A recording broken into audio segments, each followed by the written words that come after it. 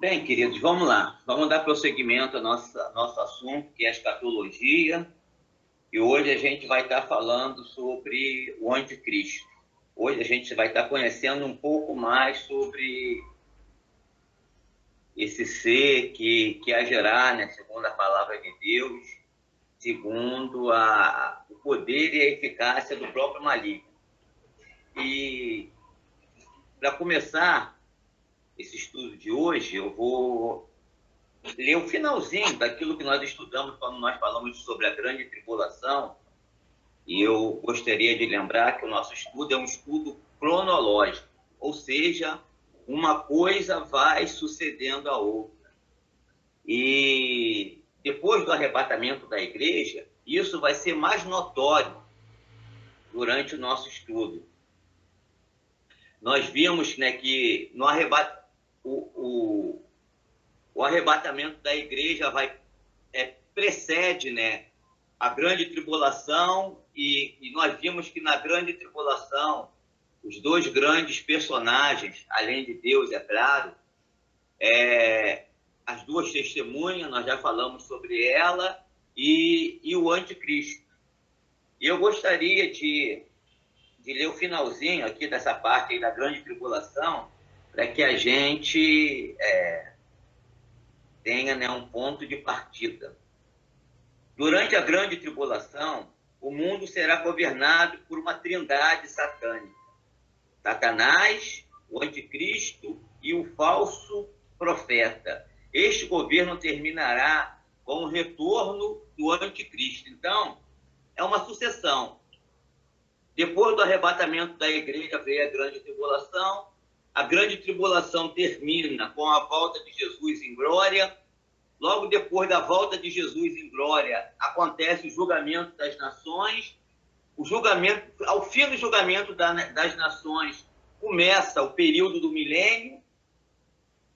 Depois do período do milênio, onde Satanás foi preso, né, por 1000 anos, Satanás vai ser novamente solto, enganará novamente as nações, e aí que vai vir o juízo final. Então, né, a gente vê que depois do arrebatamento da igreja, os fatos cronológicos vão estar vai um suceder ao outro, e a grande maioria dele foi dado período de tempo. Por exemplo, nós sabemos que a grande tribulação, que coincide com o anticristo e o falso profeta, vai ter a duração de 3 anos e meio.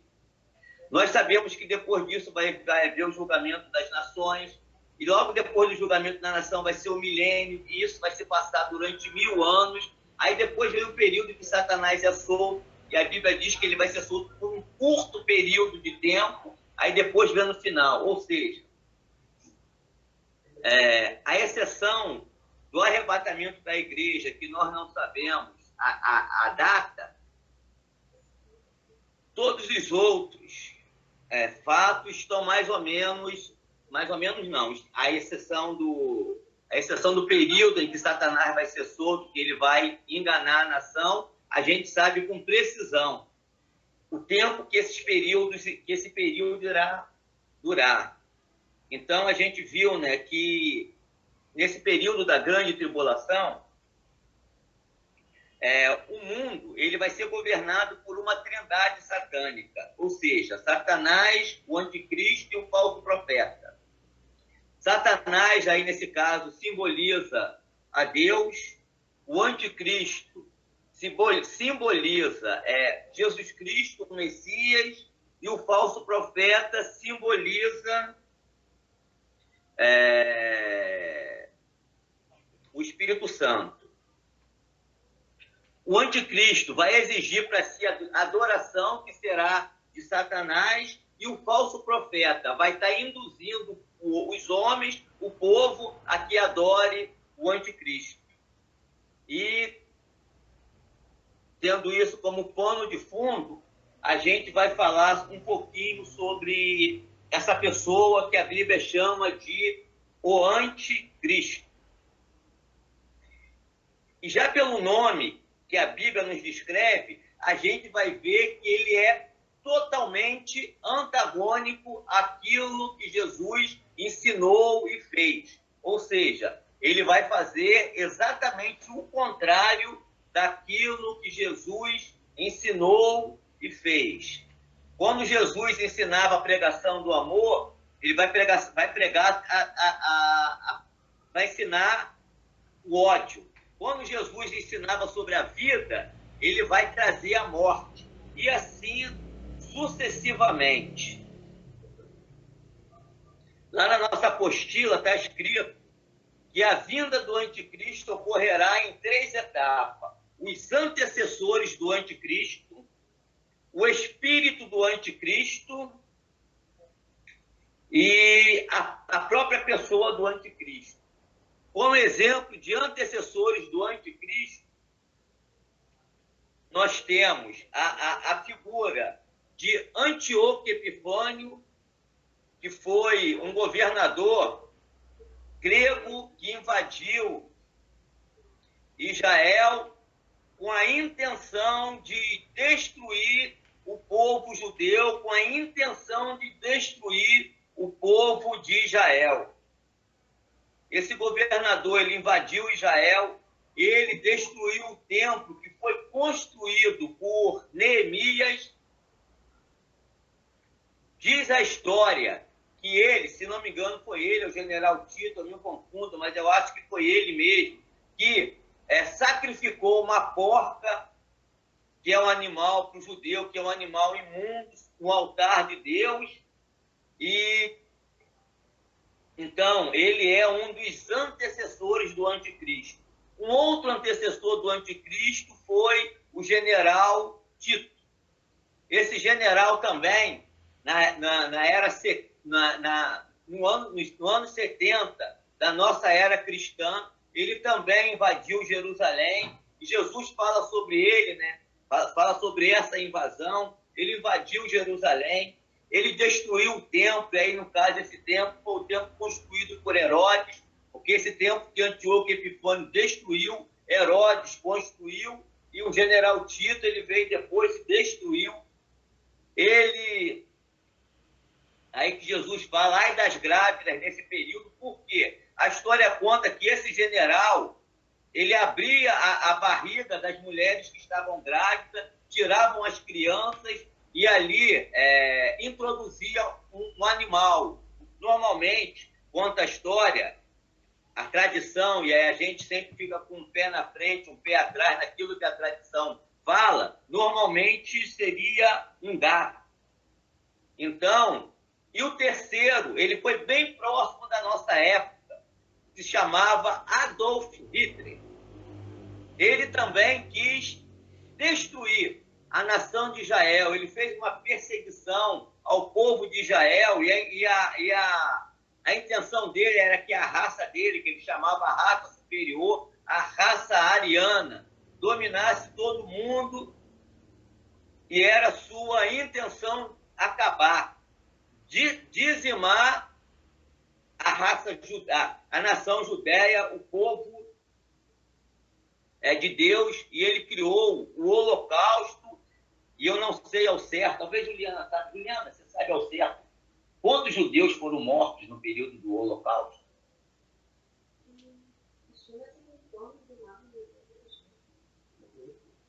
Bom, Juliana me deu aqui um número aproximado de 9 milhões. Ou seja, nós temos na história, né, esses 3 antecessores do anticristo. E em segundo, que irá anteceder, né, a vinda do anticristo, é o próprio espírito do anticristo. E aí a gente vê lá, Beth, abre aí, por favor, até botei um versículo errado para você, mas abre aí, em 2 Tessalonicenses 2, 7 e 8.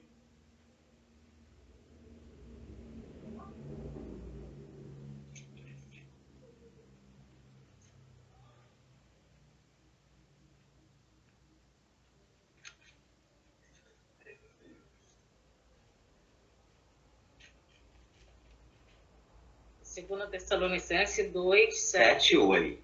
Na realidade, o mistério da iniquidade já está em ação, estando tão somente que seja afastado aquele que agora o detém.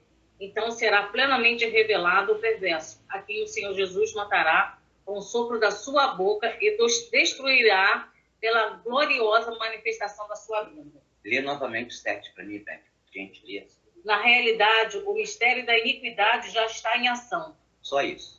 Paulo falou que o ministério da iniquidade já está em ação. Ou seja, o mundo já está preparando desde há muito tempo para a chegada do anticristo. Assim como Deus preparou a nação de Israel para a chegada de Jesus, o Cristo, e aí as leis de Israel, as festas, as cerimônias,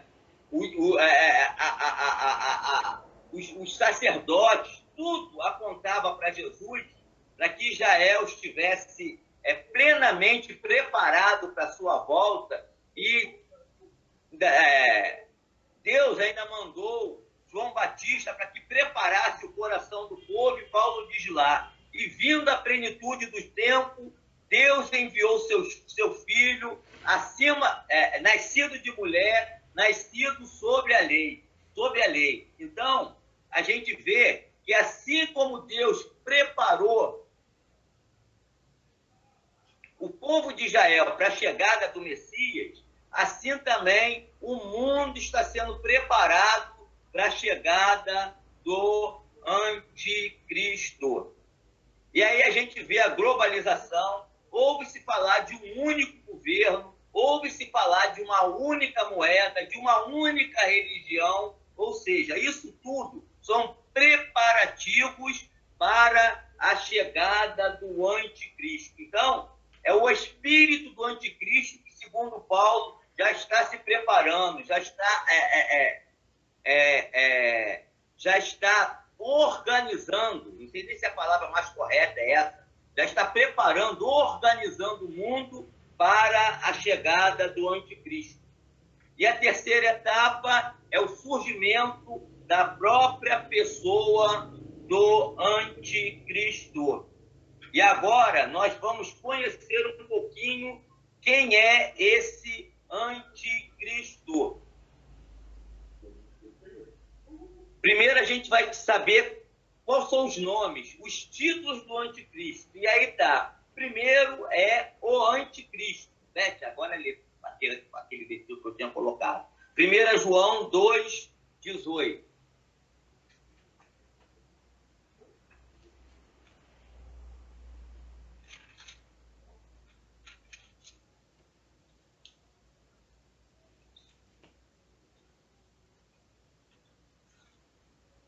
Filhinho, esta é a hora derradeira. E assim como ouviste que o anticristo está chegando, já agora muitos anticristos têm surgido. Por isso sabemos que esta é a última hora. Lê um outro versículo também para a gente. 19, se eu não me engano. Eles saíram do nosso meio, mas na realidade não eram dos nossos, pois se fosse dos nossos, teriam permanecido conosco. O fato de terem nos abandonado revela que nenhum deles era realmente dos nossos. Querido, esses dois, na Bíblia está só o versículo 18, mas eu pedi para a Beth ler-se também o versículo 19, porque aí tem uma palavra de atenção para a igreja de Cristo. João começa dizendo, olha, vocês ouviram dizer que o anticristo está vindo. Mas preste atenção que no nosso meio há muitos anticristos. Eles estavam no nosso meio, mas não eram dos nossos. Porque se fosse... Aí, Beth, é o 19, exatamente como o João falou. Eles saíram do nosso meio, mas na realidade não era dos nossos. Pois se fosse dos nossos, teriam permanecido conosco. O fato de terem nos abandonado revela que nenhum deles era realmente dos nossos. Então, João, ele tratou também como anticristos aqueles que estavam no seio da igreja, fazendo a obra de Deus, mas de repente se desviou, fazendo a obra do diabo. E isso é uma palavra de advertência para a gente. Porque João falou, olha, esses anticristos, esses outros anticristos, eles estavam no meio de nós. E aí, queridos, é uma palavra de advertência para a gente, porque tem um provérbio antigo que diz que nem tudo que reluz é ouro e nem tudo que balança cai. Nem todo mundo que diz Senhor, Senhor, serve realmente a Deus. Então, é uma palavra de advertência para nós. E como é que tem que ser a nossa postura? Aí eu vou ler lá o finalzinho dessa nossa apostila. Vivamos, pois, cheio do Espírito Santo. O crente repleto do poder de Deus discerne as coisas espirituais. Jamais é enganado e não tem lugar para o espírito do anticristo na sua vida. Então, queridos, cuidado. Isso é uma palavra de advertência que eu trago na igreja. E como a gente pode conhecê-los? A gente conhece pelo fruto. E a gente está vendo aí, queridos, que tem muita gente enganando a igreja hoje em dia. Eu não gostaria muito de falar isso aqui, até para não ser antiético, mas a gente precisa manter a igreja alerta. Tem servos de Deus aí se colocando contra a vacina. Tem servos de Deus aí fazendo sinal de arminha e ensinando o povo a fazer sinal de arminha. Como se Deus precisasse de armas. Muito pelo contrário. Jesus falou para Pedro, Pedro, bota essa espada aí na bainha, porque quem vive pela espada morre pela espada. Tem muita gente aí que gosta de apontar o dedo para os inimigos, mas esquece de apontar para aqueles que estão no seu curral. E a gente precisa prestar muito atenção para não ser enganado por esse tipo de gente.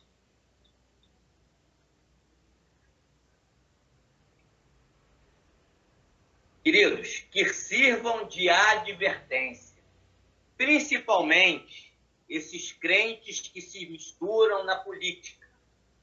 Eu, antigamente, não era contra crente ser político, até eu ver o que os crentes políticos têm feito, até eu ver o que os pseudos irmãos que estão entrando na política têm feito. Tem sido uma coisa muito séria.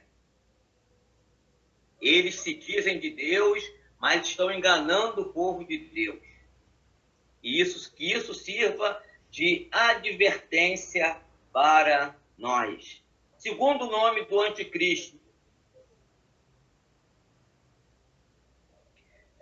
o homem do pecado. 2 Tessalonicenses 2, verso 3.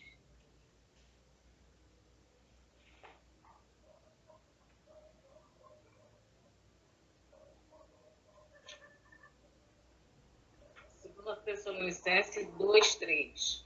Não vos deixe enganar de forma alguma por ninguém.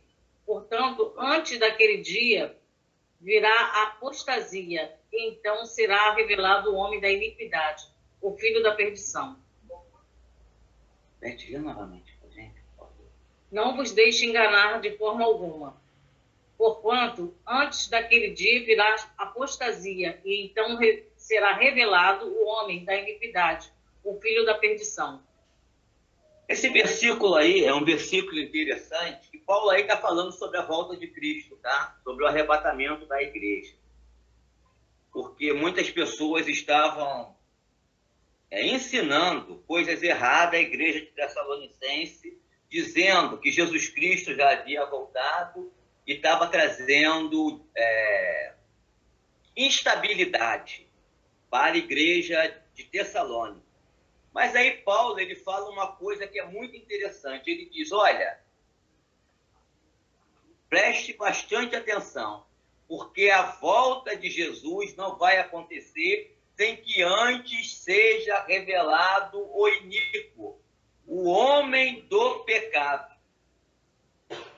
E aí, querido, a gente entra em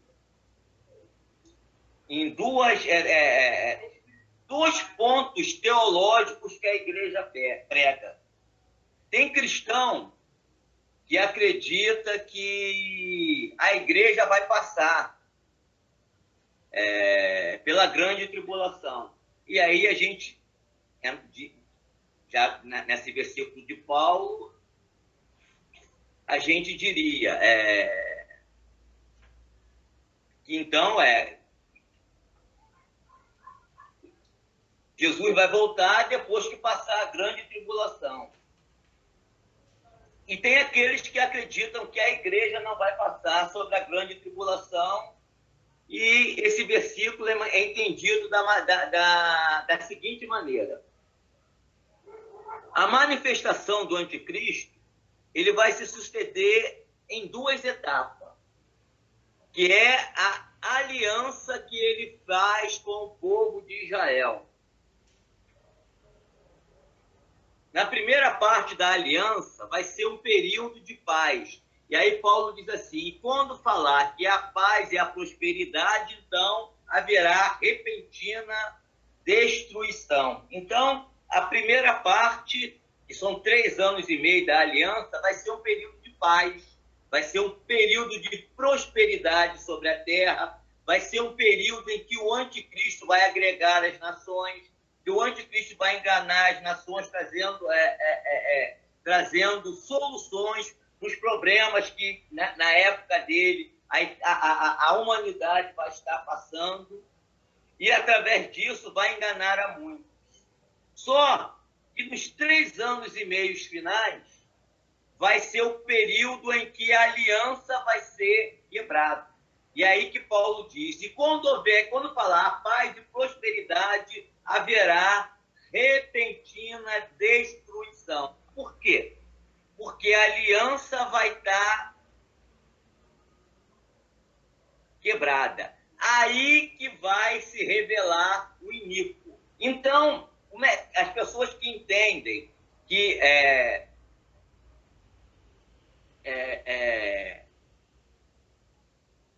que a igreja ela não vai passar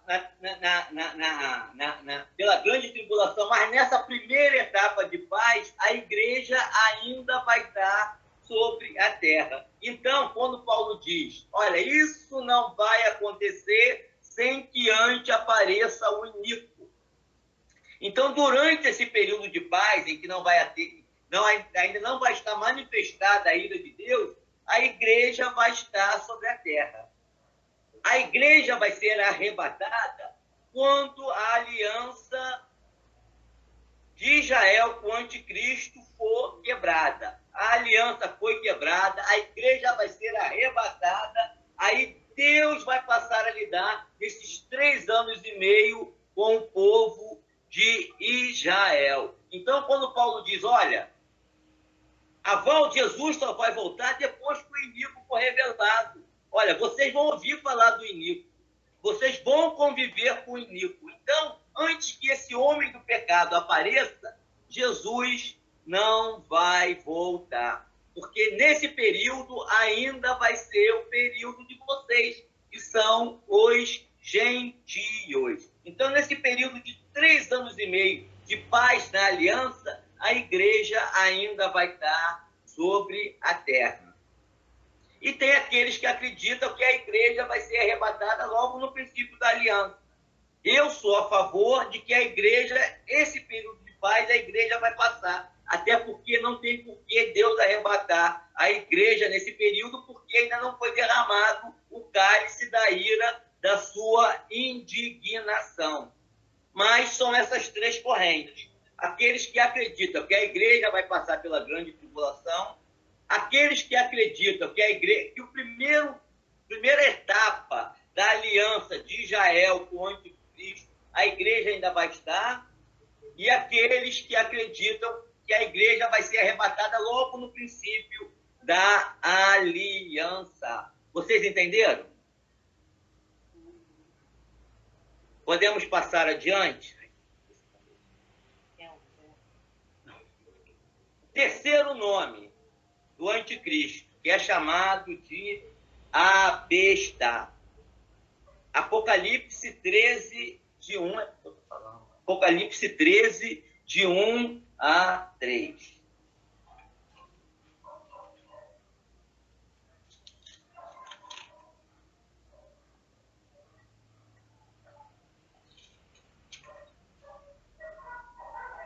Apocalipse 13. Então observei que surgiu do mar uma besta que tinha 10 chifres e 7 cabeças, e sobre os chifres 10 coroas, e em cada cabeça um nome de blasfêmia. E a besta que vi era semelhante a um leopardo, porém tinha pés como de um urso e boca como de leão. O dragão passou à besta o seu poder, o seu trono e grande autoridade. Notei que tinha uma das cabeças da besta parecida ter sofrido um golpe mortal.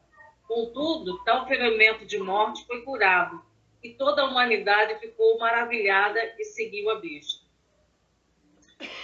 Queridos, eu preparei um estudozinho em cima desse nome da besta. Depois eu vou passar para você, mas antes eu vou falar sobre os outros dois nomes, tá? O quarto nome é o príncipe que há de vir. Daniel 9, 26 e 27. E aí a gente vai voltar para as 70 semanas de Daniel, tá?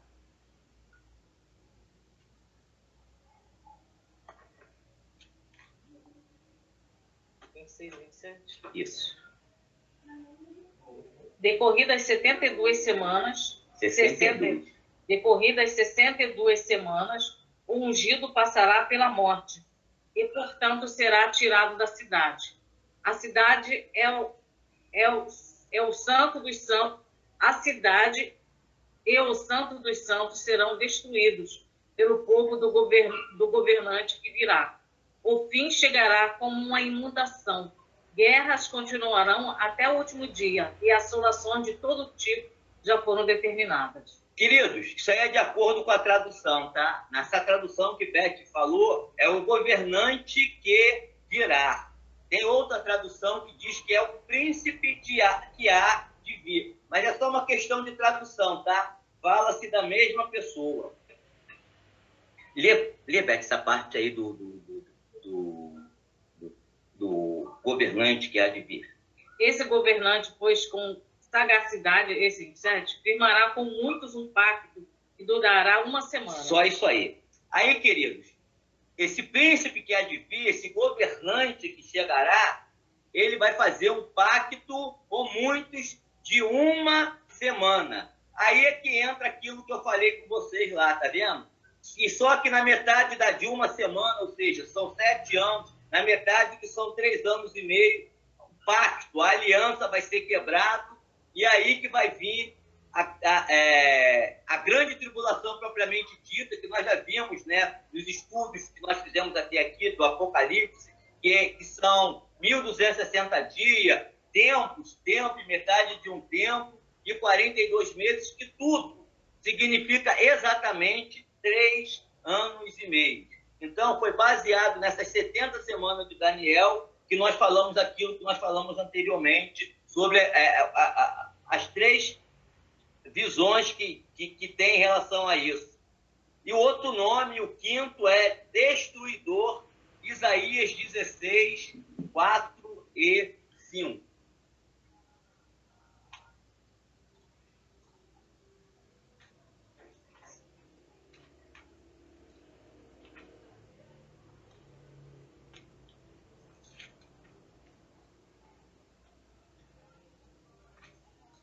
Isaías 16, 4 e 5. Que os refugiados, esse mesmo 16, que os refugiados moabitas possam viver sob a tua proteção. Ser para eles fortaleza e abrigo contra o destruidor, o opressor que há de ser exterminado, e a destruição terá o fim e o agressor será eliminado.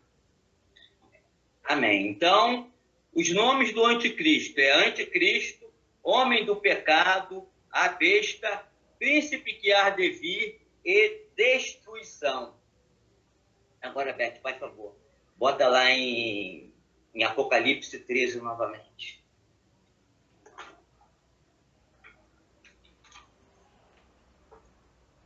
Apocalipse 13. Isso. Lê somente o verso 2 para a gente. E a besta que vi era semelhante ao leopardo, porém tinha... Tá certo. E a besta que vi era semelhante ao leopardo, porém tinha os pés como de urso e a boca como de leão. O dragão passou a besta o seu poder, o seu trono e grande autoridade. Então, João disse, né, que essa besta que emergiu do mar, o dragão vai passar para ele o seu poder, o seu trono e grande autoridade. Queridos, eu fiz um estudozinho, isso é uma teoria, tá? Não é doutrina, foi um estudozinho que eu fiz baseado numa outra teoria, uma teoria em cima de teoria, né? Mas vocês vão entender. Não estou fazendo doutrina sobre isso, por favor. Queira entender. Mas tanto uma coisa como outra tem bastante, como é que eu posso dizer assim? Bastante peso bíblico. Ainda que não está explícito na igreja, pelo menos, de uma maneira implícita, nós podemos entender isso. A teoria que eu estou me referindo é que tem uma teoria sobre a criação. A teoria sobre a criação é que entre o versículo 1 de Gênesis, capítulo 1, e o versículo 2, quando Moisés diz: no princípio criou Deus os céus e a terra era sem forma e vazia, havia trevas sobre a face do abismo, o Espírito de Deus parava sobre as águas. Entre esse versículo e o 2, há uma teoria que diz aí que passou um determinado período de tempo.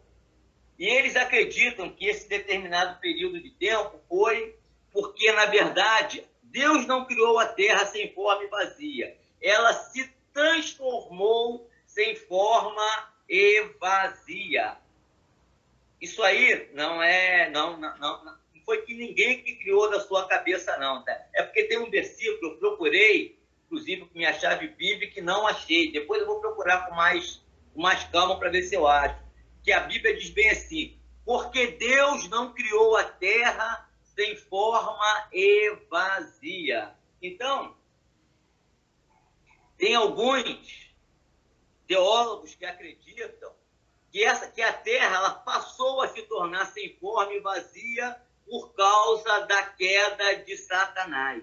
Porque a Bíblia diz que Satanás ele foi criado para ser o guardião da terra. E eu vou pedir para a Beth abrir lá em Ezequiel 28. Em Ezequiel 28, e ler do verso 11 ao verso 19.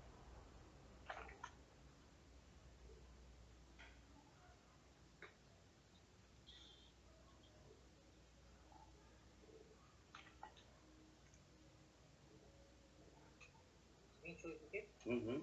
28. De 11 a 19. Então veio a mim a palavra de Yahvé ordenando: ó filho do homem, ergue, pois, um grande lamento sobre o rei de Tiro, e dize-lhe: assim declara o Senhor Deus, tu eras o modelo da perfeição, repleto de saber e magnífico em beleza. Estiveste no Éden, delícias, jardim de Deus. As mais lindas e perfeitas pedras preciosas adornavam a tua pessoa: sardio, topázio, diamante, berilo, ônix, jaspe, safira, carbúnculo, esmeralda e outros. Seu engaste, guarnições e outras joias eram feitos com ouro puro. Tudo foi preparado para ti no exato dia em que foste criado. Além disso, foi também ungido como querubim guardião. Afinal, foi precisamente para essa função que eu te designei. Estiveste também no monte sagrado de Deus, e caminhava entre pedras resplandecentes. Naquele tempo, era perfeito e irrepreensível em teus sentimentos e atitudes, desde o dia em que foste criado, até que se observou malignidade em ti. Por intermédio dos teus muitos negócios, em toda a terra encheste teu coração de arrogância e brutalidade, e pecaste. Por esse motivo eu te lancei profanado e humilhado para longe do monte sagrado de Deus. Eu mesmo te expulsei, ó querubim da guarda, no meio da glória das pedras fulgurantes. O teu coração tornou-se altivo e soberbo por causa da tua impressionante formosura, e corrompeste a tua sabedoria por conta do resplendor da tua fama. Por isso eu te lancei na terra. Fiz de ti um espetáculo e advertência perante reis e governantes. Por meio de muitos atos malignos e pecaminosos, a tua injustiça e desonestidade nos negócios e comércio profanaste, até o teu próprio locais sagrado de culto. Por isso fiz sair de ti mesmo um fogo, tal que se consumiu e te reduziu a cinza, jogando-o no chão, à vista de todos quantos estavam contemplando todos esses acontecimentos. Todas as nações que te conheciam estavam apavoradas com a tua presença. Contudo, chegaste a um fim horrível e jamais subsistirá. A grande maioria dos teólogos acreditam que esse texto de Ezequiel e o texto de Isaías, capítulo 14, se eu não me engano, ele se refere à queda de Lúcifer, à queda de Satanás. Então, a gente vê aí, Beth, lê para a gente o verso 14. Além disso, fosse também ungido como querubim guardião. Afinal, foi precisamente para essa função que eu te designei. Estiveste também no monte sagrado de Deus, que caminhava entre pedras resplandecentes. Então, tu também serás chamado querubim guardião. Então, eles acreditam que a terra ela se tornou sem forma e vazia exatamente por causa da queda de Satanás.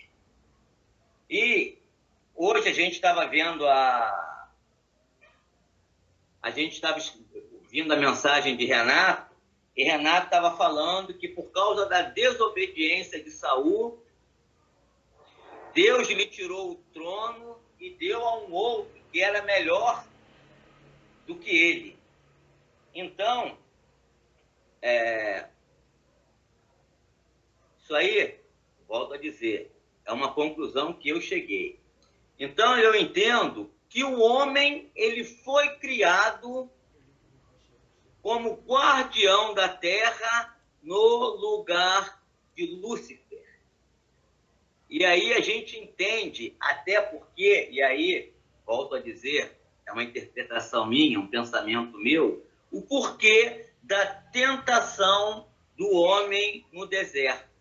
Olha, porque eu caí, e eu que era o guardião caí, Deus, ele trouxe maldição, flagelo sobre a terra, eu vou lá tentar aqueles dois lá, que são os atuais guardião, para que Deus faça a mesma coisa.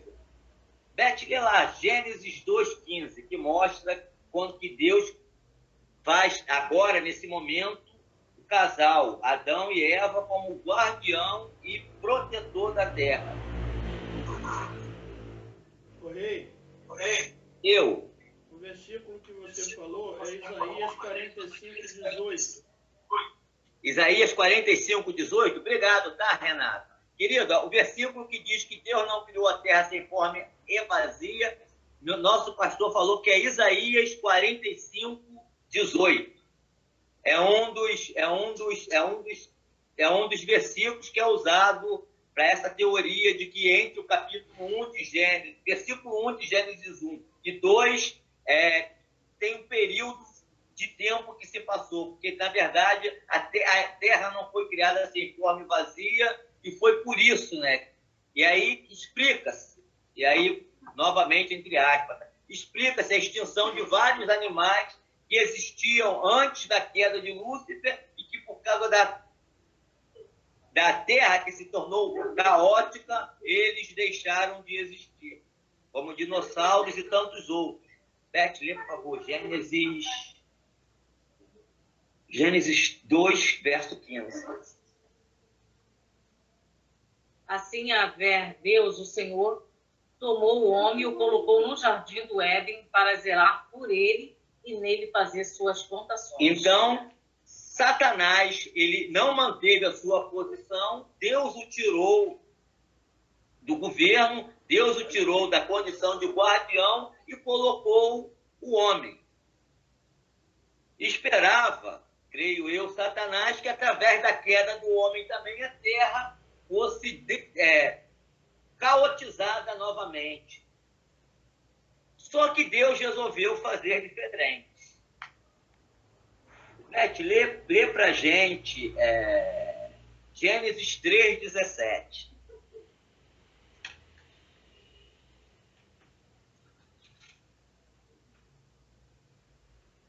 Então voltou-se para o homem e lhe ordenou: por que escutaste a voz da tua mulher e comeste da árvore que eu te proibira comer? Maldita é a terra por tua causa. Com sofrimentos obterás do solo o teu alimento todos os dias da tua vida. Então, porque Deus amaldiçoou a terra, mas não voltou a destruí-la. E por quê? Satanás, ele odeia ainda mais o povo de Deus, tanto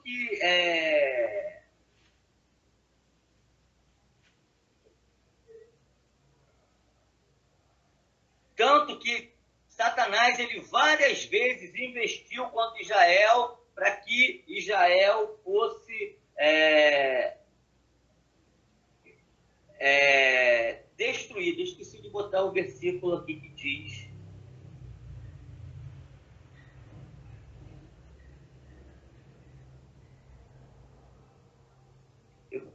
Te ler Gênesis 2, 14 e 15. Deixa eu ver. Mas eu acho que nem esse aqui não. Acho que eu botei errado.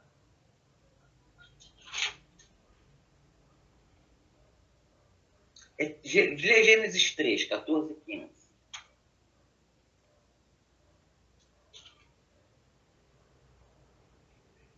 Então Yahvé determinou a serpente: por que fizesse isso? És maldito entre todos os animais domésticos e entre todos os animais selvagens. Rastejarás sobre teu próprio ventre e comerás do pó da terra todos os dias da tua vida. Estabelecerei inimizade entre ti e a mulher, entre a tua descendência e o descendente dela, porque este te ferirá a cabeça e tu ficarás o calcanhar. Então,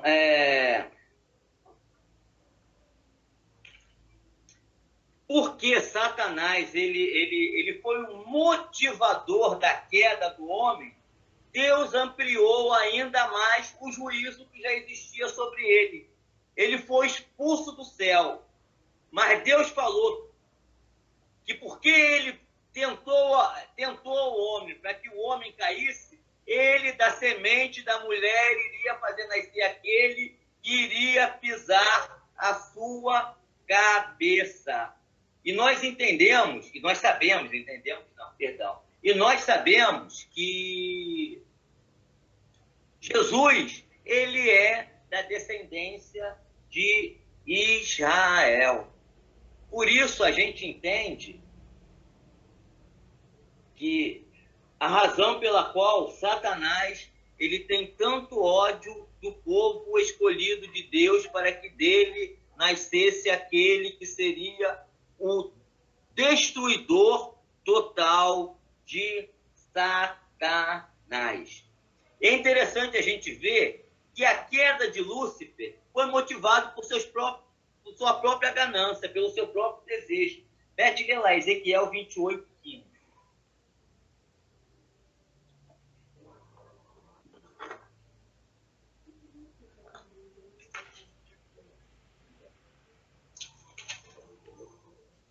Naquele tempo era perfeito e irrepreensível em todos os seus sentimentos, e atitudes, desde o dia em que foste criado até que se observou malignidade em ti.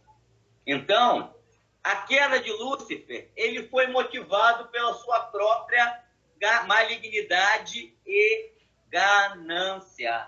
A queda do homem não. A queda do homem, ele foi motivado por forças externas, a saber, o próprio Lúcifer. Para Lúcifer, não houve segunda oportunidade. Para o homem, Deus criou um novo caminho. Jesus Cristo, aquele que iria pisar a cabeça da serpente. E é interessante a gente notar que Lúcifer, por causa disso, sempre demonstrou o desejo de aniquilar o povo de Israel. Beth, abre lá em Apocalipse 12, lê o verso de 1 a 6, por favor.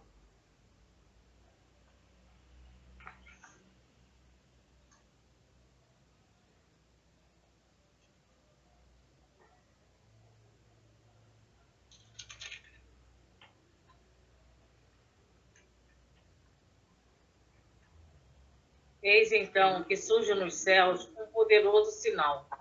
Uma mulher vestida de sol, com a lua debaixo dos pés, e uma coroa de 12 estrelas sobre a cabeça. Ela estava grávida e gritava de aflição, pois estava para dar à luz. De repente, apareceu um outro sinal no céu, um poderoso dragão vermelho, com 7 cabeças e 10 chifres, possuindo sobre as cabeças 7 coroas. Sua cauda arrastou consigo uma terça parte das estrelas do céu, os quais arremessou sobre a terra. O dragão posicionou-se diante da mulher e estava para dar à luz, a fim de devorar seu filho assim que nascesse.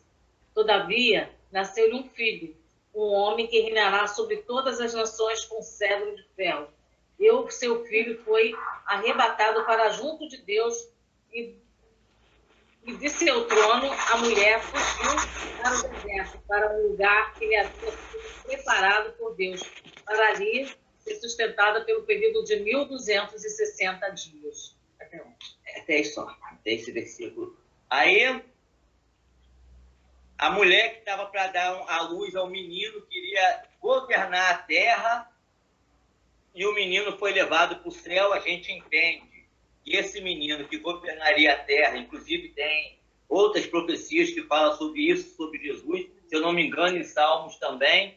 Nós entendemos que esse menino é Jesus e que essa mulher que deu à luz ao menino é Israel. E a gente vê que Deus, ele tomou o menino para si e levou a mulher para o deserto e ali guardou a mulher por um período de 1260 dias, que são exatamente 3 anos e meio. E aí a gente vê a fidelidade de Deus, querido. Por quê? A igreja, ela não vai passar pela grande tribulação, porque nós entendemos que nós não somos alvo da ira de Deus. E Deus, a semelhança de Israel lá no Egito, quando as pragas que Deus lançava sobre o Egito não chegavam a Gósen, que era o lugar onde Israel habitava, também Deus vai guardar Israel em um determinado lugar durante 1260 dias, que é exatamente o período da grande tribulação. Ou seja, Israel também não passará pela grande tribulação. A tribulação que Deus vai trazer sobre a terra, Israel vai estar guardado em um lugar separado por Deus. Beth, lê aí o verso 6 para a gente. A mulher fugiu para o deserto, para um lugar que lhe havia sido preparado, para ali... Preparado por Deus. Preparado por Deus, para ali a sustentasse pelo período de 1260 dias. próprio Deus vai sustentar a Israel durante o período da grande tribulação, que são 3 anos e meio, ou seja, 1260 dias. Amém, queridos? E um versículo que eu também ia separar aqui, de acordo com essa teoria, né? esse estudo que me veio, que Deus me deu, eu creio, e que eu copiei aqui rapidamente, queria transmitir para você, foi hoje que Deus me deu isso daí. Então, eu anotei alguns versículos que vinha, mas esqueci de anotar esse. Quando Lúcifer caiu, a Terra, teoricamente falando, tornou-se sem forma e vazia. Virou caótica. Quando o homem caiu, Deus amaldiçoou a terra. Mas a Bíblia diz que a própria criação espera pela manifestação do Filho de Deus, quando ela própria vai ser liberta do cativeiro. Mais uma vez, se a teoria está certa, Deus frustrou os planos de Satanás. Satanás caiu e queria que o homem caísse junto com ele, achando que Deus destruiria a terra novamente, uma vez que aquele que ele chamou como guardião também caiu. Deus frustrou novamente a intenção do maligno. Volto a dizer, é uma teoria, tá, querido? Eu gostaria de encerrar a aula por hoje. Na semana que vem a gente volta a falar sobre o anticristo, tá? Está aberto para vocês alguma pergunta, coisas que vocês gostariam, alguma dúvida, coisas que vocês gostariam de colocar. Reinaldo, você está todo errado, não é nada disso, porque a Bíblia diz assim, assim, assim.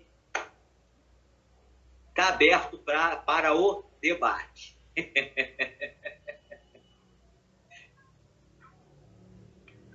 Alguém tem alguma pergunta? Alguém gostaria de falar alguma coisa?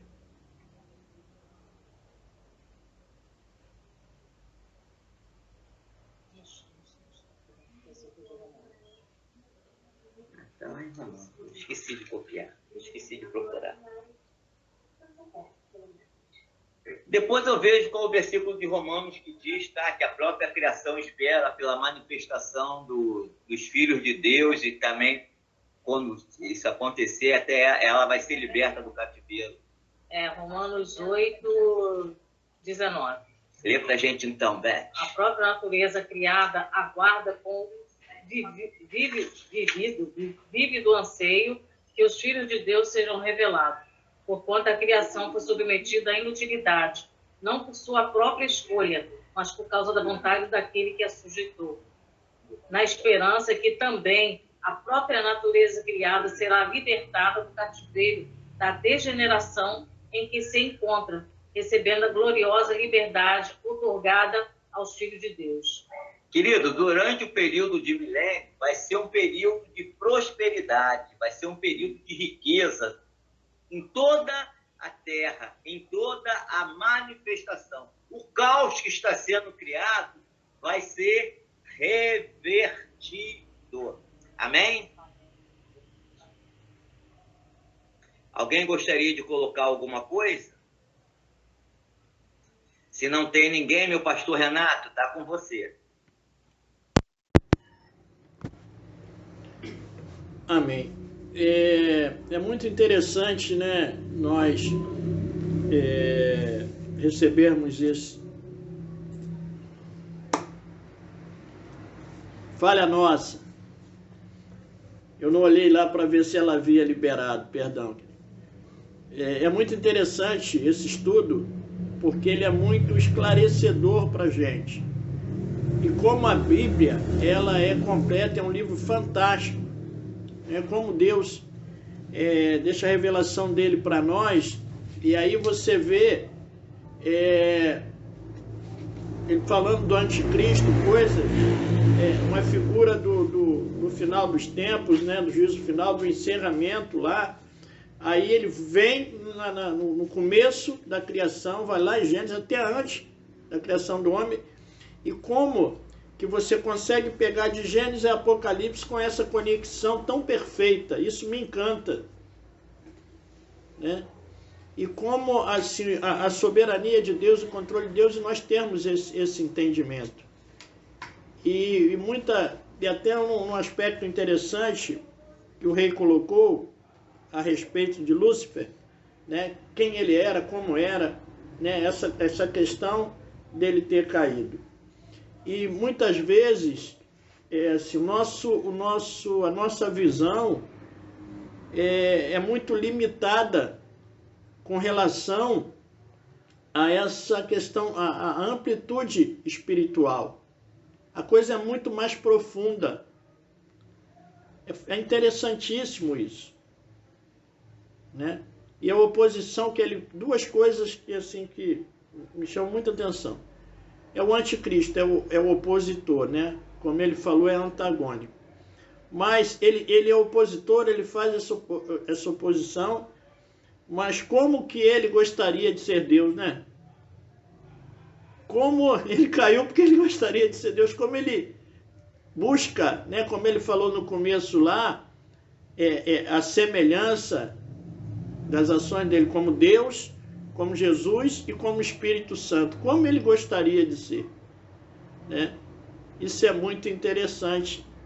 E assim, no caso, irreversível para ele, né? Não tem mais jeito. E aí, o que ele trabalha para fazer para que as pessoas, que para o homem existe a possibilidade, para ele não mais, e como ele trabalha para que isso não aconteça.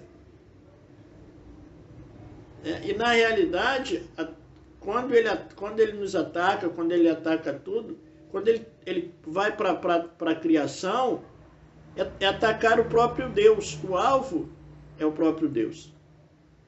Então, quando ele ataca a criação de Deus, seja a terra, seja o homem, no meu entendimento, é atacar o próprio Deus. É como lá da rejeição de Israel, lá com questão de Saul, que Deus fala para Samuel: Samuel, não foi a você que eles rejeitaram, não. O negócio é comigo, o alvo sou eu, né? É muito interessante isso, mas esse antagonismo dele, quanto mais o antagonismo dele se acentua para nós, e como o rei falou, enquanto Cristo é amor, Satanás é ódio, né? Esse contraponto do amor e o ódio, então quanto mais acentua o ódio dele, a ação destruidora dele, para nós, para mim, pelo menos, fica uma ênfase maior nesse grande amor de Deus, né? Esse amor de Deus, esse antagonismo, esse amor de Deus por nós, né? Esse contraponto de luz e treva. Que coisa maravilhosa, Jesus. Que coisa maravilhosa, Jesus. Isso é maravilhoso, a Bíblia é maravilhosa, muito bom, muito bom. Ei, maravilha. Dá vontade da gente ficar mais, e a gente ouvir mais, e a gente poder aprender mais, né? Que bom que nós temos mais. Meu pastor, hoje não, que eu estou cheio de dor de cabeça. Eu não estou aguentando. Deixa para o domingo que vem, a gente vai mais. A gente vai mais. Eu te prometo que você não vai estar com o frio que você estava sentindo hoje aí, que eu vou providenciar uma cobertura para você. Entendeu? Eu já sei como que eu vou fazer, mas deixa a gente fechar aqui, que depois eu revelo como que o pensamento que eu tive aqui. Vou até botar em votação depois para ver quem apoia a minha ideia. Amém? Mas muito bom, assim, a gente poder aprender. Fantástico, fantástico, fantástico. Só posso dizer fantástico. Amém.